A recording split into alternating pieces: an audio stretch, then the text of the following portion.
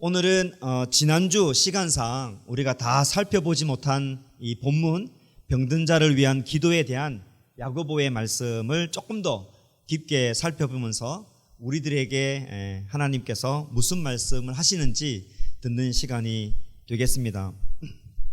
이제 우리는 서로 이미 잘 알고 있다고 생각합니다.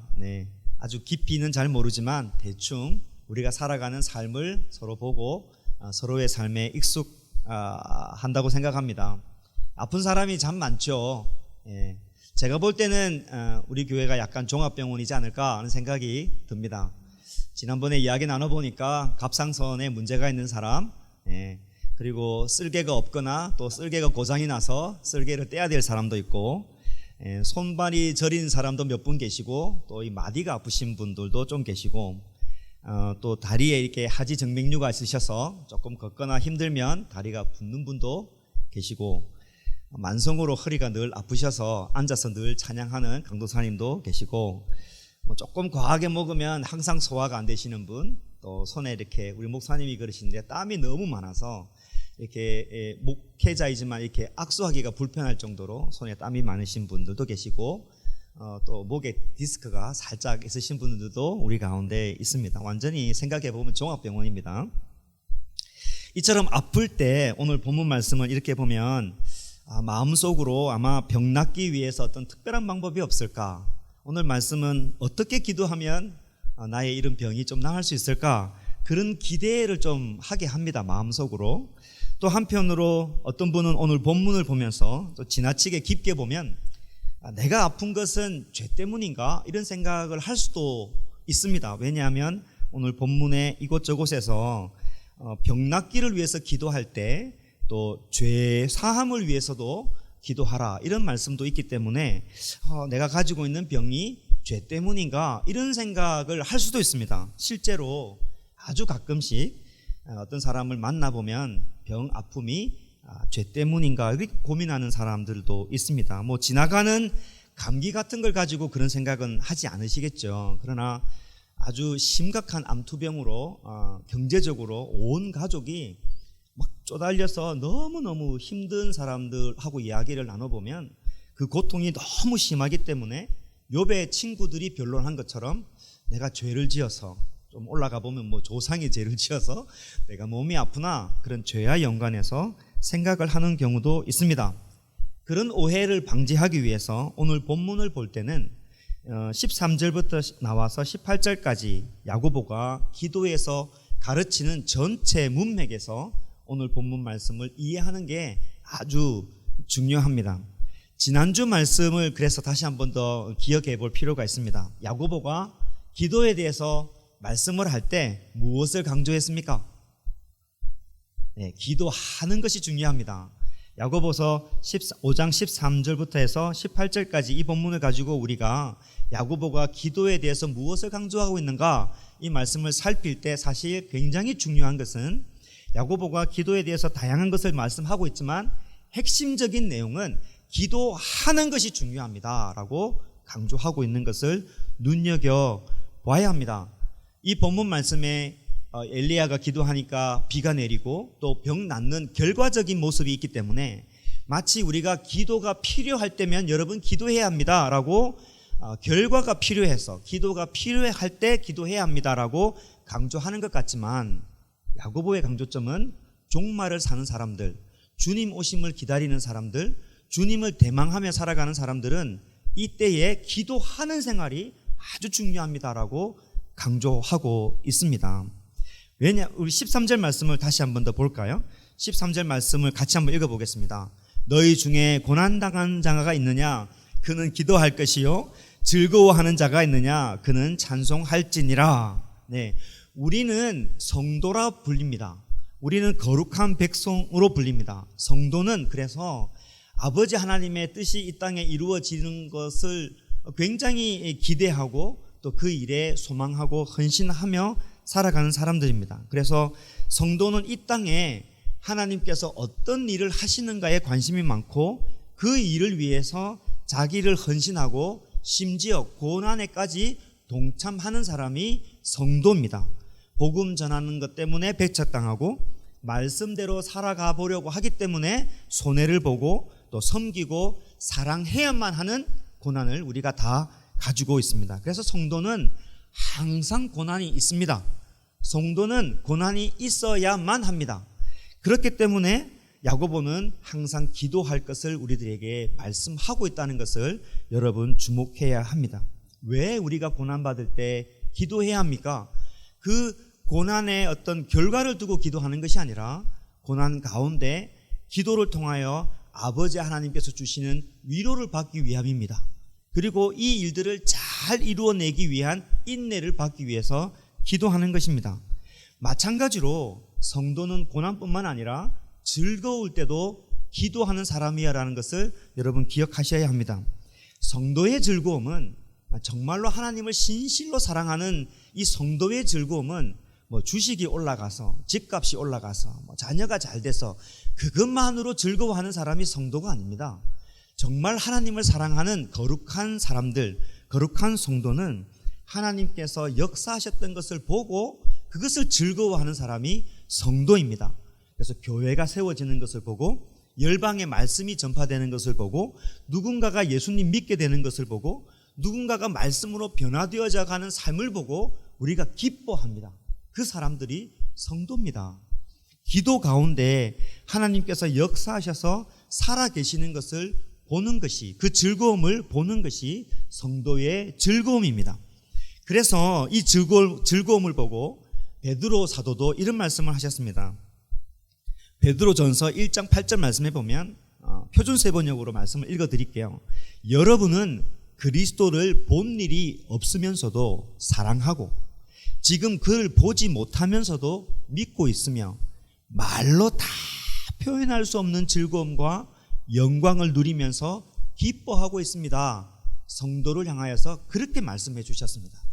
우리는 예수 그리스도를 만난 적도 없고 내 눈으로 본 적도 없지만 믿음으로 그분과 더불어 연합하며 살면서 지금 고난 가운데서도 말로 표현할 수 없는 즐거움과 영광을 누리며 기뻐하는 사람이 성도라고 했습니다. 그러니까 야고보서 5장 13절에 나와 있는 고난이 있거나 즐거움이 있거나 기도할 수밖에 없는 사람이 성도란 사실을 우리가 다시 한번 더 기억해야 합니다. 이런 관점에서 오늘 여러분 가지고 계신 말씀 15절 말씀, 믿음의 기도는 병든 자를 구원하리니 주께서 그를 일으키시리라, 이 말씀을 단지 아픈 사람이 있으면 기도하면 낫습니다, 이렇게 그냥 단순한 포뮬라, 단순한 공식으로 이 말씀을 이해하면 안 됩니다. 아픈 사람이 있습니까? 믿음으로 기도하면 다 낫습니다, 이렇게 말하는 것을 우리는 좀 믿음 만능주의다라고 말을 합니다. 자, 조금 설명을 해드릴게요. 잘 따라오셔야 합니다. 성경을 보면 기도를 통한 이적들이 많이 있습니다. 안전뱅이가 일어나고, 그죠? 보지 못한 사람이 보고, 듣지 못한 사람이 듣게 되고, 심지어 죽었던 사람도 살아나는 이적들이 많습니다. 그래서 예수님께서 마태복음 21장 22절 말씀에 믿음과 기도에 대해서 이렇게 말씀하셨습니다. 너희가 기도할 때에 무엇이든지 믿고 구하는 것은 다 받으리라 하시니라. 아멘. 아멘이죠. 이 믿고 구하는 것에 대해서 우리가 잘 생각해야 합니다. 결과를 두고 말하는 것이 아닙니다. 알고 보면 아버지 하나님 뜻에서 아버지 하나님의 뜻이 이루어지도록 기도하는 것입니다.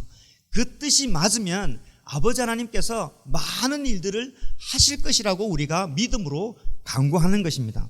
하루는 예수님께 한 사람이 찾아왔습니다. 그 사람이 아들을 끌고 찾아와서 무릎을 꿇고 예수님을 보고 엎드려서 말씀을 했습니다. 주님, 제 아들을 불쌍히 여겨 주십시오. 간질이 있어가지고 이 애가 주체할 수 없어서 불에도 막 뛰어들어가고 물에도 막 뛰어들어가고 귀신 들린 것 같아요. 좀 고쳐주세요.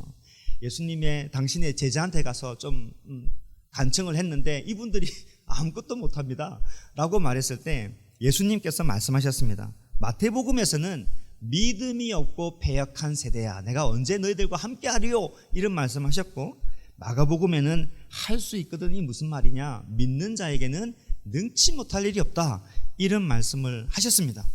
이런 믿음의 능력을 가지고 가끔 어떤 집회나 기도회를 가보면 이렇게 믿음의 기도를 강조해서 청중들을 한쪽으로 막 몰아붙이는 경우가 종종 있습니다.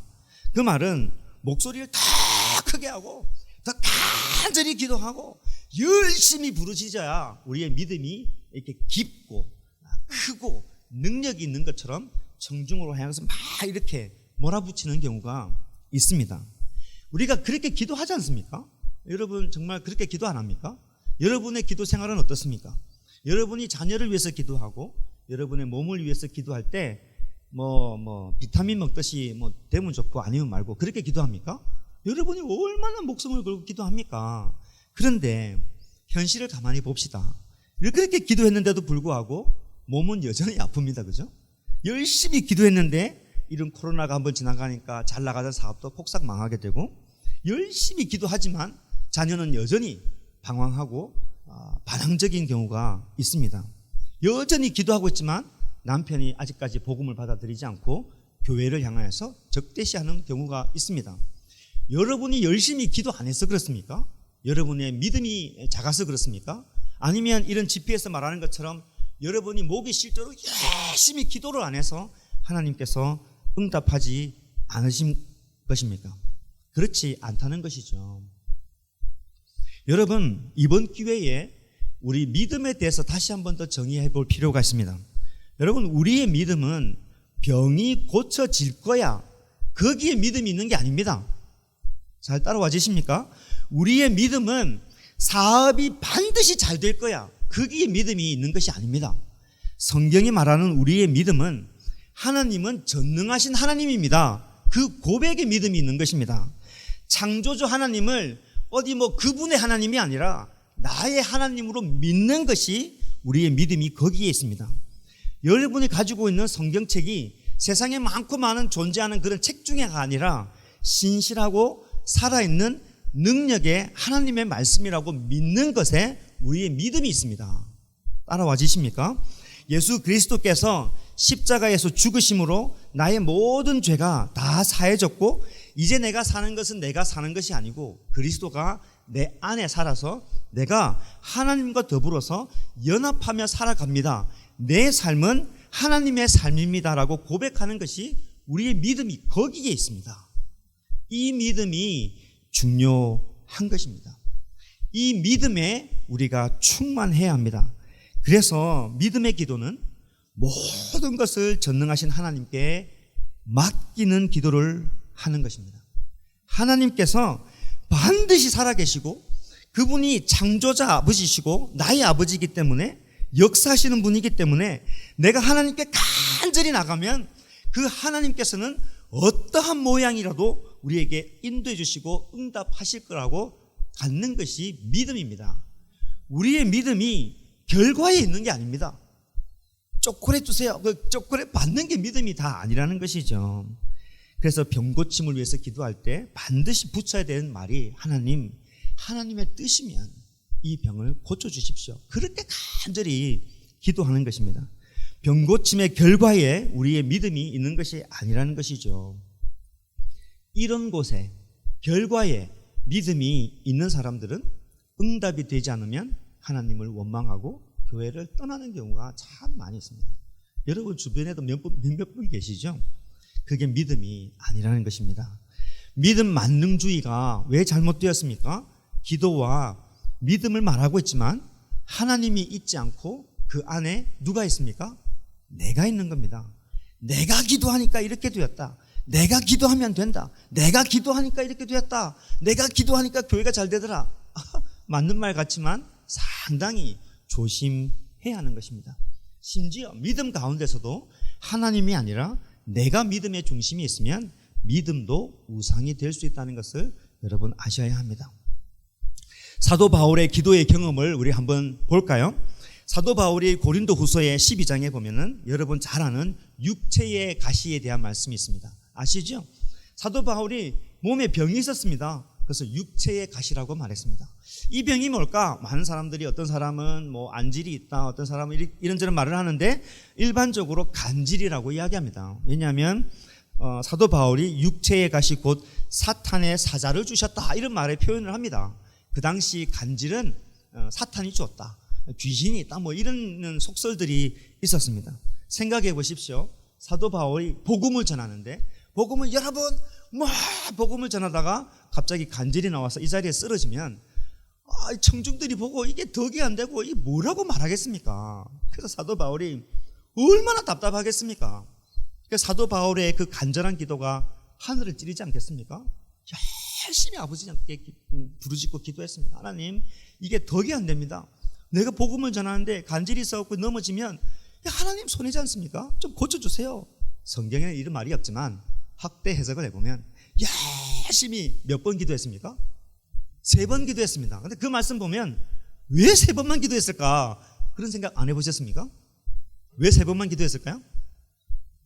3번만에 응답하셨기 때문에 응답을 하지 않으셨으면 제 생각에는 1000번이라도 기도하지 않았을까? 하나님 제발 좀 고쳐주세요. 한 번씩 넘어지고 입에 거품 무시면 더 얼마나 쌩 때렸으며 기도를 했겠습니까? 그렇게 3번 기도하고 응답을 받죠. 우리가 잘 아는 말씀, 내 은혜가 내게 족하다, 이 말씀 들었습니다. 자, 우리 같으면 어떨까요? 네 은혜가, 하나님 제가 여기가 안 좋아가지고, 그죠? 좀 하나님 좀 도와주세요라고 했는데 하나님께서 네 은혜가 네게 족하다 이러면 아이고 하나님, 이게 말도 안 됩니다. 그 무슨 은혜가 족합니까? 이거 좀 낫게 해주셔야지 라고 여전히 우리 순종 안 하지 않습니까? 그렇습니다. 그래서 사도 바울은 이것을 받아들이고 이런 말씀을 합니다. 참 귀한 말씀입니다. 우리가 본받아야 되는, 기도하는 사람이 반드시 본받아야 되는 것입니다. 그러므로 도리어 크게 기뻐함으로 나의 여러 약한 것들에 대하여 자랑한다. 내 아픈 것에 대해서, 내가 없는 것에 대해서, 내가 불편한 것에 대해서 자랑합니다. 기도 응답 받지 않는 나의 연약한 부분에 대해서 자랑합니다. 이는 그리스도의 능력이 내게 머물게 하려 함입니다. 그러므로 내가 그리스도를 위하여 약한 것들과 능력과 궁핍과 박해와 공고를 기뻐하노니 이는 내가 약한 그때에 뭐하다? 강하기 때문입니다 라고 기도하는 겁니다. 그렇습니다. 여러분, 기도는 하나님의 뜻을 간절히 묻는 것입니다. 다시 말씀드릴게요. 기도는 하나님의 뜻을 간절히 묻는 것입니다. 당신의 뜻이면 고쳐달라고 간절히 기도하는 것입니다. 기도 가운데 하나님의 뜻을 발견하면 순종하는 것이 진심으로 간절히 기도하는 사람의 마음의 자세입니다. 여러분, 집을 놓고 기도하시는 분 계시지요? 자녀를 위해서 기도하시는 분, 건강을 위해서 기도하시는 분, 될까 말까 의심하며 기도하지 마십시오. 이왕 기도하는 거 열심히 사도 바울처럼 3번이고 4번이고 10번이고 간절히 기도하십시오. 네, 계속 그렇게 기도하십시오. 그런데 하나님의 뜻이 발견되면 순종하시기를 바랍니다. 결과보다 그 순종에 더 큰 열매와 복이 있다는 것을 여러분 믿으시기를 바랍니다. 야고보는 우리가 이렇게 기도할 때, 특별히 아플 때 어떻게 기도해야 될지 구체적인 지침이 오늘 말씀에 있습니다. 이 말씀을 좀 살펴보고 우리가 말씀을 마칠까 하는데요. 14절 말씀 여러분 같이 한번 읽어보겠습니다. 여러분 성경 야고보서 5장 14절 말씀입니다. 같이 한번 읽겠습니다.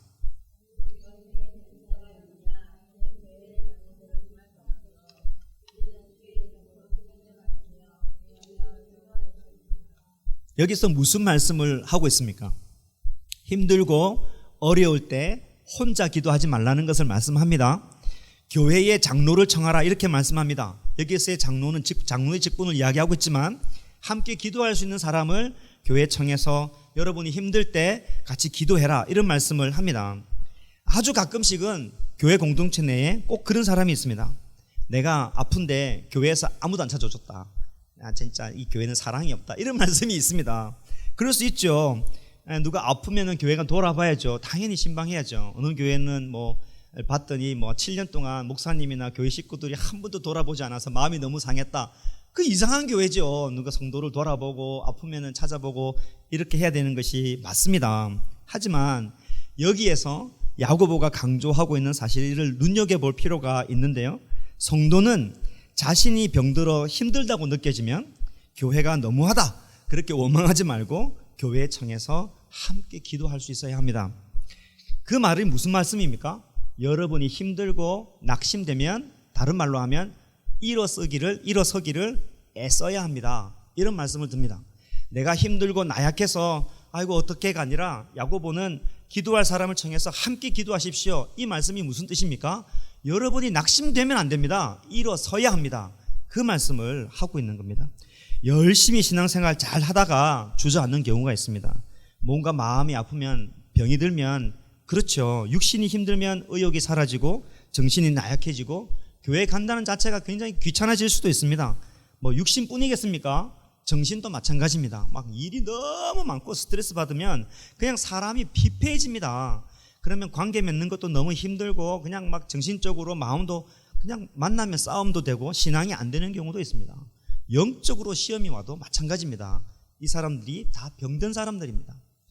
신앙이 되지 않는 것이죠. 그래서 야고보는 그럴 수도 있으니까 그럴 때 기도하는 사람을 불러서 함께 기도해서 주저하지 말고 일어나야 한다. 이렇게 말씀해 주는 겁니다.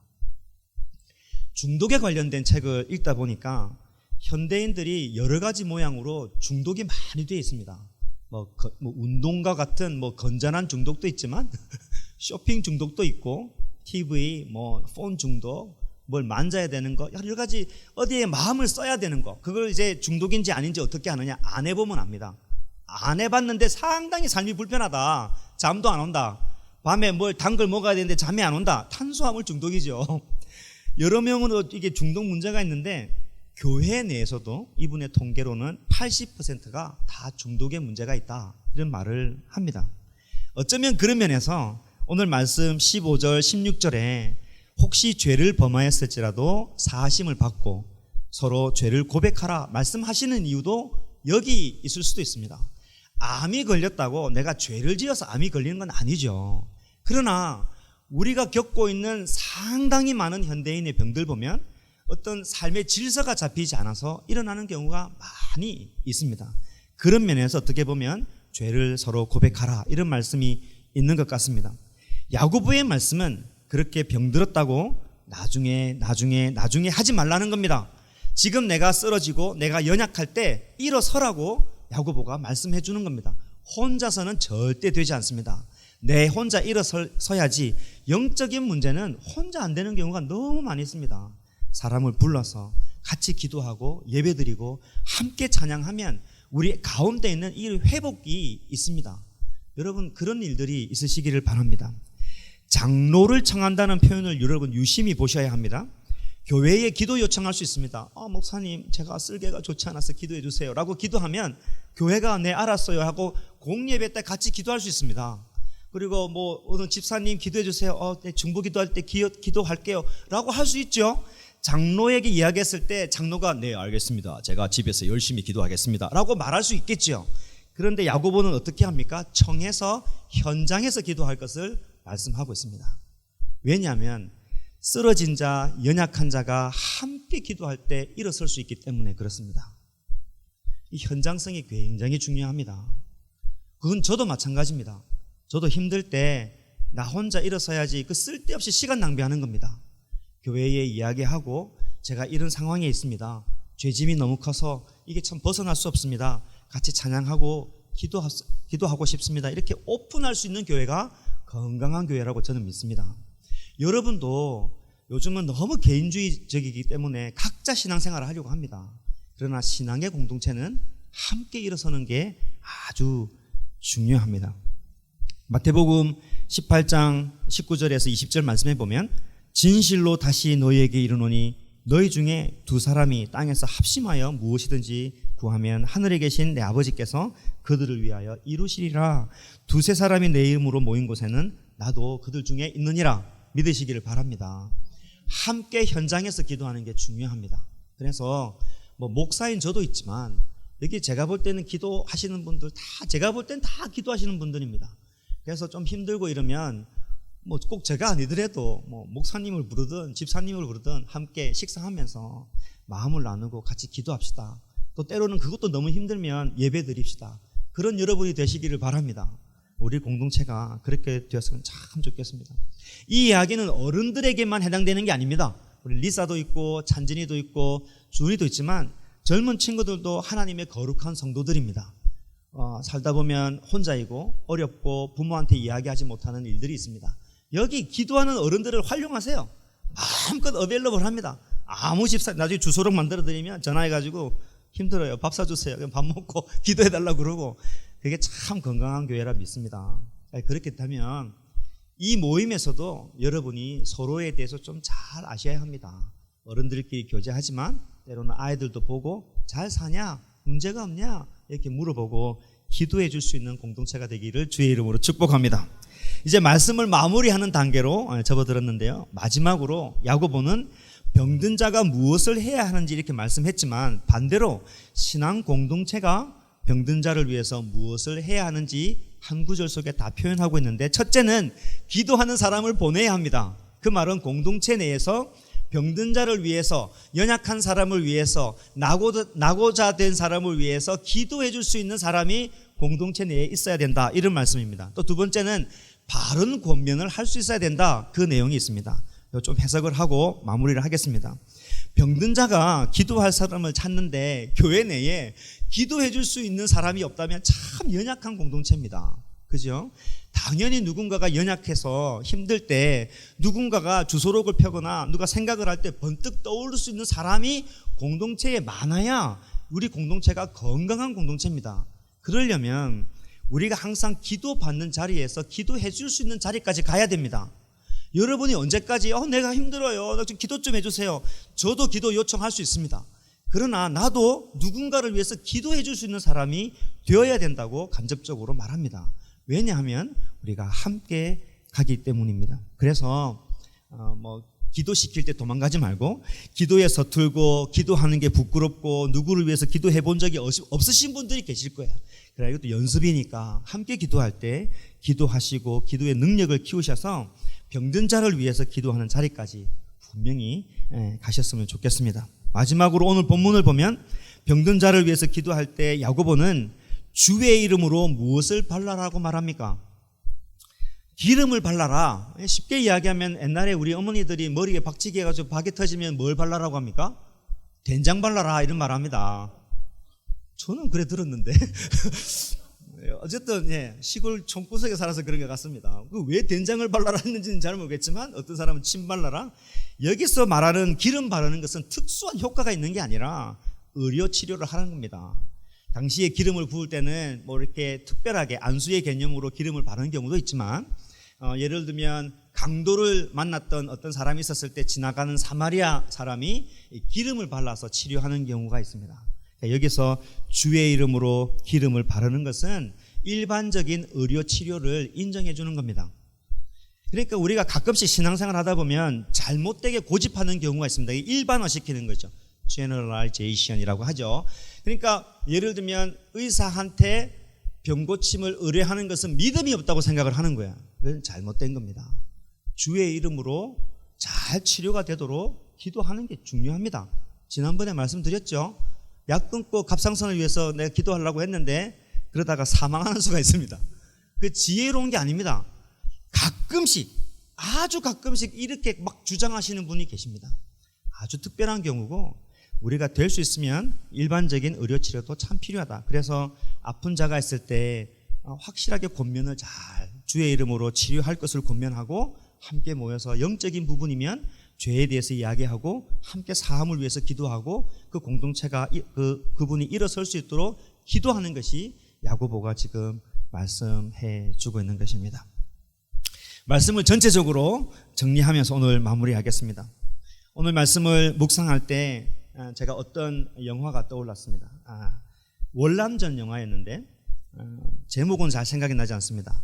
그 어떤 미국 장교가 브로큰 보, 부러진 화살이라고 뭘 이야기하면서 하늘에서 이제 폭탄 떨어지는 그런 건데, 그 영화의 맨 마지막에 가보면 그 군인들이 프론트 라인에서 상처를 입으면 헬기를 타고 후방에서 이렇게 치료를 하는 야전 치료소가 있었습니다. 거기서 치료를 받고 총상을 입고 다리를 붕대를 메고 머리를 붕대를 메고, 그러면 또 전방에서 다시 이 사람들이 오면 막 전쟁에서 무슨 이야기가 있었느냐 그러면 열심히 치료하고 좀 걸을 수 있고 좀 나으면 다시 총 들고 헬기 타고 앞으로 가는 그런 장면이 떠올랐습니다. 오늘 병든 자를 위해서 기도하는 기도 요청을 하는 이 야고보의 모습 속에서 신앙의 공동체의 모습을 봅니다. 우리 가운데 연약한 자가 있느냐? 챙기라는 것이죠. 왜냐하면 우리가 함께 가는 신앙의 공동체이기 때문입니다.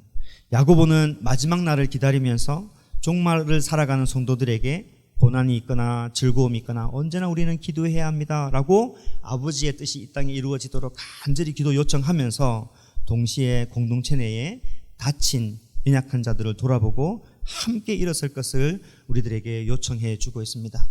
주변을 한번 잘 돌아보십시오. 여러분이 챙겨야 될 사람이 누굽니까?